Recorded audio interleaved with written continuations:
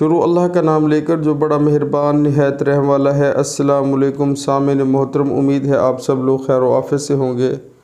جس نے رجوع کیا وہ پا گیا، انا میں جو رہا وہ رہ گیا، جو تنہا رہا وہ فنا ہوا، نہ میں رہا نہ تو رہا، جو جھک گیا وہی سب پا گیا۔ سبحان اللہ سبحان اللہ۔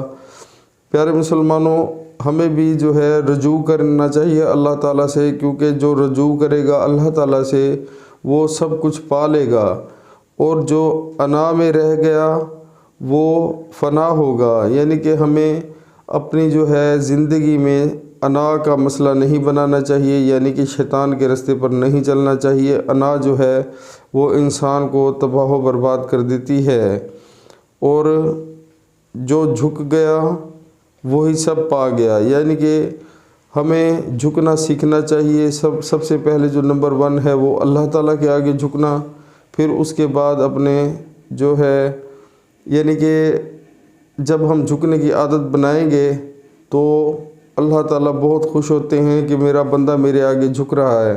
ویسے بھی جو خشک ٹہنی ہوتی ہے وہ تھوڑا سا زور دیں تو وہ ٹوٹ جاتی ہے، اور جو گیلی ٹہنی ہوتی ہے ہم اس کو جتنا بھی کھینچ لیں، جتنا بھی اس کو توڑنے کی کوشش کریں، لیکن وہ ٹوٹتی نہیں۔ سبحان اللہ۔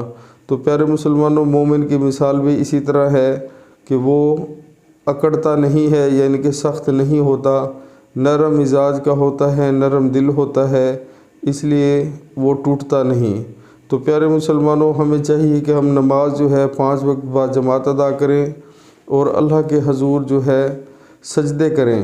پیارے مسلمانوں، دنیا کی زندگی عارضی ہے، ہماری زندگی کا کوئی بھروسہ نہیں، کسی ٹائم بھی اللہ تعالیٰ کا بلاوا ہمارے پاس آ سکتا ہے، تو اس وقت ہمارے پاس ٹائم بالکل نہیں ہوگا۔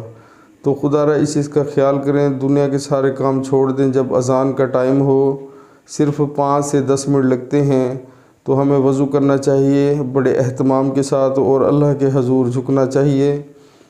تو پیارے مسلمانوں، جو بندہ نماز نہیں پڑھے گا یا جو عورت نماز نہیں پڑھے گی اس کو اللہ تعالیٰ دوزخ میں ڈالیں گے۔